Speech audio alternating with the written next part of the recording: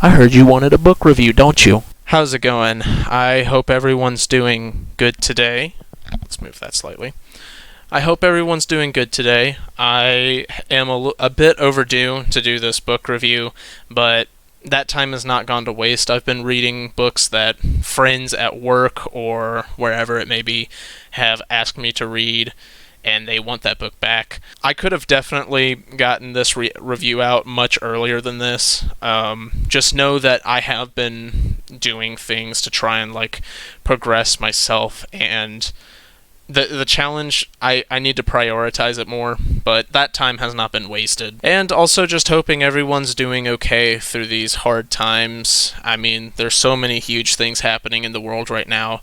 Hopefully everybody's able to pull through it. So today's book is The Go-Giver by Bob Burg and John David Mann. I'm going to do this review a little different. Usually I have like a page worth of notes that I have ready to just go over everything.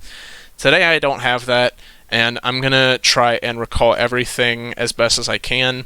So how I'm going to do this differently is I'm just going to quickly go through the events of the book and the different chapters, and then I'm going to go over how it affected me. So the person that we're going to follow throughout the entire book is Joe. Joe works at a trust corporation, and they're in their third quarter, and it's really not going well. His entire team that work in the office are all working extremely hard, and they are just not making the numbers that they need to reach their goal. Joe is described as definitely being a go-getter type. He is extremely ambitious, hardworking, and he seems to come across this issue that he feels like the harder he pushes for something, the farther away it feels. So he's a very hard worker, but he feels stuck. And someone in his office that confuses him is a older man by the name of Gus. He seems like the sort of person that shouldn't still have a job at the trust corporation. He's such a nice person, just spends long time just talking to people on the phone, and just seems to not really do a whole lot. There are rumors about him in terms of an example being like when he was younger he had some extreme amount of success, or there's other rumors saying that he bought into really high accounts and now he's coasting off of it. But Joe sort of believes that he's a relic of a time past, just with his very leisurely talks to people on the phone that seem to touch anything except business, and just he doesn't come into work looking like he's working at a trust. He looks like, I think the book describes as like a high school teacher. But to try and catch up with a very bad third quarter, Joe's trying to get his hands on a very large account. And he's told by the person who says he cannot get it that he does not have the clout or leverage. So, thinking of some way to try and get said clout and leverage, he talks to someone in his office and says, "Get in touch with this man, and so I can try and talk to him, because I know that he's apparently some huge guy." And she's like, "Oh yeah, Pender. Yeah, let me get you the phone number." He has a bit of an awkward conversation with his front desk lady, like 8 in the morning works for you, or whatever time in the morning it was. He was very off-put by how kind she was and stuff of that sort. So, well, I guess that early in the morning will work. And upon getting there, he realizes that not only does Pender have just a gorgeous mansion and garden, he realizes how eccentric and nice of a man he is. He has more energy described than most people ever will, and he's somewhere in his later years, we know as of this point. There is a condition to Pender giving him sort of the secrets to his trade. And Joe is very downtrodden to hear this. He's like, "Oh, I'm going to have to pay some ridiculous amount of money to be able to take this guy's course or just learn from him." But instead, the condition is that every day that he learns one of the new rules or laws, he has to go and apply it. And he's sort of like, "Really? Are you serious?" But that is the restriction or the condition, and he must meet it. So their first meeting, what they're doing is they're going on the lunch break of Joe every single day of the work week. They go to a restaurant run by a man named Ernesto, who they will sit down and talk to. It is a gorgeous restaurant, and it's part of a large chain of very successful restaurants. And they're all owned by the man we come to talk to, Ernesto. And he's asked to talk a little bit about his backstory, and he started off working at a hot dog stand. He was not wealthy or well off, to say the least, but he made a goal out of not just simply serving people hot dogs, not just simply trying to have good quality food, but give them a good quality experience through remembering things about the people, like their birthdays, what they enjoy, what they've done recently. And he was extremely kind and did the same thing for children. And this really paid off. Being able to focus on serving in this sort of light gave more value to his hot dogs, because people remembered the experience of getting said food and thought, this is something truly special. So the idea behind this is that people that would go to here and were impressed with his work would refer their friends. Kids at school would talk about the time they went to go see this really cool dude at the hot dog stand. And he began getting a lot of business, and now is the head of an extremely well put together and very successful restaurant plan. And the name of the chapter is The Law of Value, and it's all about it's not about simply the value of your product, it's about the value of yourself and what you're able to give to the people around you. So when Joe goes home that day, he doesn't go home yet. Where he goes is back to work after his lunch. And as he's about to wrap up shop for the day, he gets a call from one of his competitors who tells him that he wasn't able to get his hands on the right person. Rather than getting upset with him or just getting off the phone, he gets the idea to give him sort of like an ace up his sleeve. Joe gives him the contact information to this really powerful guy overseas that could potentially help him get the account that he was looking for. And he felt really stupid for doing this. Joe felt like he had just made a huge mistake. So the next chapter, he goes into this very large building with Pender on their break, and he goes to meet a young lady by the name of Nicole. Nicole is a fascinating character because she's as young as she is, and she has made a board game for education purposes that have affected millions of kids. So the idea is that she, as many school teachers, was not paid a lot at all, but what she really cared about was being able to portray information and educate kids in the best way possible. And what she worked with two other people to do was make these board games that would focus on exactly that, trying to make learning a fun, fulfilling experience. And she put so much time and effort into connecting with people and making sure that the kids felt like they were getting exactly what they needed, that her board game began getting huge, her and the people she worked with. And now she's at this point where she's an extremely wealthy lady, but more importantly, she's an extremely influential lady, and it's through the amount of people that she has served. She tells Joe that it's not simply just about the quality of your serving and the quality of what you're giving, it's about how many people you're able to influence. So the name of that chapter was The Law of Compensation, and I guess a more specific way of putting it is that your income is directly proportionate to how many people you serve and how well they do, or how well you do it.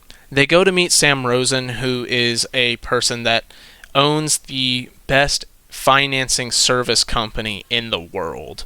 And this chapter is about influence. He talks to Joe about creating a network of people that know you on a very sincere level. And you may not ever do business with these given people, but they will refer others to you because they care about you and the effect you had on them was great enough to warrant so. And the other idea that Sam gives Joe is that you need to stop keeping score to really go far.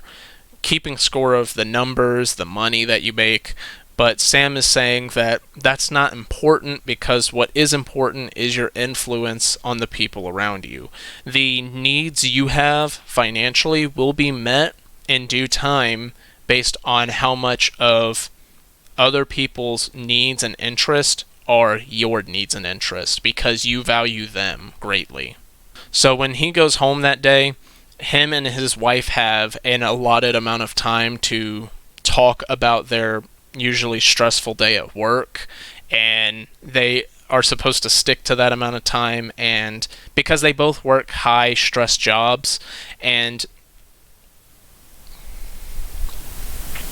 so to keep from talking all night just constantly about how stressful their jobs are, they give each other an amount of time. But this time around, feeling completely defeated after what felt like a really bad day of work, his wife begins venting to him about her day, and she begins crying and all this other stuff because he tells her, "No, please, say what you need to say." And he is completely at a loss of words as to what he can say to make her feel better. She's just sobbing about what she's telling him. He never knew how much tension there was at her job, even though he knows she works a high-stress job. And when he finally thinks of something to tell her, she has fallen asleep, and he goes to bed feeling like a complete failure.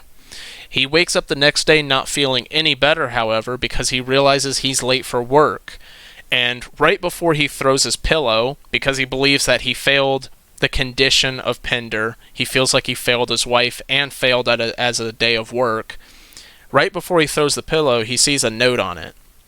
It's from his wife telling him that she's so thankful that he exists and that he listened to her. She has never felt so listened to in her life, and that she did not wake him up because she felt that he needed the sleep and that he deserved it. The fourth chapter is a conference, or an annual conference, by a woman by the name of Deborah Davenport, and she's giving this lecture about sort of her life story. Throughout the conference, she just seems to hold the audience in the palm of her hand. She just does such a great job of conveying all the different emotions. The long and short of the story is that for her birthday, she got 3 gifts. 2 of them were pretty sort of like jokish answers, but the third one being that her husband left her, and she let that break her. And over time, she learned that she needs to work hard and try and make something out of herself. But all she meets is failure. She tries selling houses, but for years, she doesn't sell a single one. So, after having listened to, coincidentally, Pender when he was doing a similar conference, she just said, "You know what, I'm throwing in the towel. I have to do one more sort of tour with one more client, potentially. Then I'm calling it quits." But she really loosened up, and she essentially came off as a great friend to this person. They had a great conversation about everything except the house, and would you know it, she ended up selling her first house. And the idea behind this chapter is that she wants to sell you on the idea that you are the most valuable thing you can sell, that your output and your care of other people and how authentic of a person that you come across as is the best thing you can do and give. The best thing you can give is being a good friend that cares about other people. And for the final chapter, it is the law of receptivity. And the idea behind it is, as almost a bait and switch, the 5th person he meets is actually Joe himself. And it's to try and mull over and talk to Pender about everything he's gone through this past week and how he's going to apply it. but he sort of tells him that I want to believe all this. It sounds great, but and Pender is sort of saddened by this, hearing that Joe hasn't really felt like this is something that's possible for him. But what he does is he says, exhale for 30 seconds, no breathing. And he doesn't even make it like a third of the way there. And Pender says, what if I told you that exhaling was more healthy than inhaling? Would you exhale your entire life? It's not physically possible. And the idea behind this is that you can't just give. You have to be willing to receive from other people through either their generosity, because people are trying to help you through a tough time, whatever the case may be. You can't just simply turn down someone's generosity or their authenticity because it makes you feel like you're somehow better than that. Because not only is it sending the wrong message, it's expecting a river to flow when you stick a dam in the center. Now, there's a little bit of an epilogue that happens that I'm not really going to go over because that's all 5 of the rules. So now I'll just go over how it affected me. I have thought so much about this book since I read it for the first time. It's one of the ones I've read again already, as I already said. And I've just applied this book in so many ways already. And I want to make it clear that when I'm talking about this stuff, neither am I a master at it already, or neither am I finished applying said book. Just to let you know what I've been doing with it already. It's made me look at so many different things in a more positive light, in a more exciting and fulfilling way. It's really, really affected me a lot. An example is simply going to work every day. I used to look at it as just like, whatever, money, bills, whatever, like, yeah, great. But now I look at it as more of, I'm doing a service to the people of this city, of this community, that I'm doing something good and effective to this state, this country. Like, I'm actually doing something greater than the effect that I have been aware of my entire life. Another example is in specific context to the immense amount of stress involving the virus and stuff. There have been plenty of times where somebody I work with will be extremely stressed about it, and I'm more than happy to listen to them and try and make them at least feel better through just letting them tell me their worries, because I have nothing to lose in doing so, for one, but also I'm thankful enough that I haven't been affected by it very much. I don't believe so, at least. So I just want to help people as much as I can, even if that's as little as just simply listening to them vent. Needless to say, this book has helped me a lot in my communication with other people because it has redirected my focus onto other people and caring about them. This one has also gone hand in hand with the 5 love languages in terms of making me realize things I could be doing for my own family, specifically for my family. My goodness, this book has just been such a big deal for me. And it's also gone into things that the book hasn't specifically talked about. It's also helped me sort of try and work out pride issues or entitlement issues. And I mean that in the way of like getting frustrated over something. While the book doesn't specifically talk about anything like that, I really didn't start thinking about this until I had read it. I really don't encourage, or I'm trying to stop getting upset about things, because that comes from a place of entitlement, and I just need to relieve myself of all forms of said pride or entitlement, because I'm essentially just making up boogeymen to protect my own pride. Sorry about that little tangent, it's just something that I've thought about recently. So yeah, I would absolutely recommend people read this book. It's about 2 to 3 hours of a read. It's super short, and it's really enjoyable too. There is an audiobook on YouTube for people that want to listen to it, or if you have the physical copy, go right ahead. Yeah, I would rate this book... Wait, let's go this way.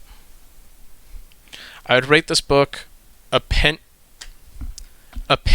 out of 10. So, with that out of the way, I'm going to be purchasing and listening to a couple of the books in the series just to try and do a couple in bulk. I'm going to see if it works for me or not. And yeah, hopefully you guys enjoyed the review. Like I said before, this book, honestly, I could see myself wanting to make another video about it because it's just a short and sweet idea. It's a short and sweet read, and it has just allowed me to... It has made me excited to work. It has made me excited to do things that I would normally perceive as mundane.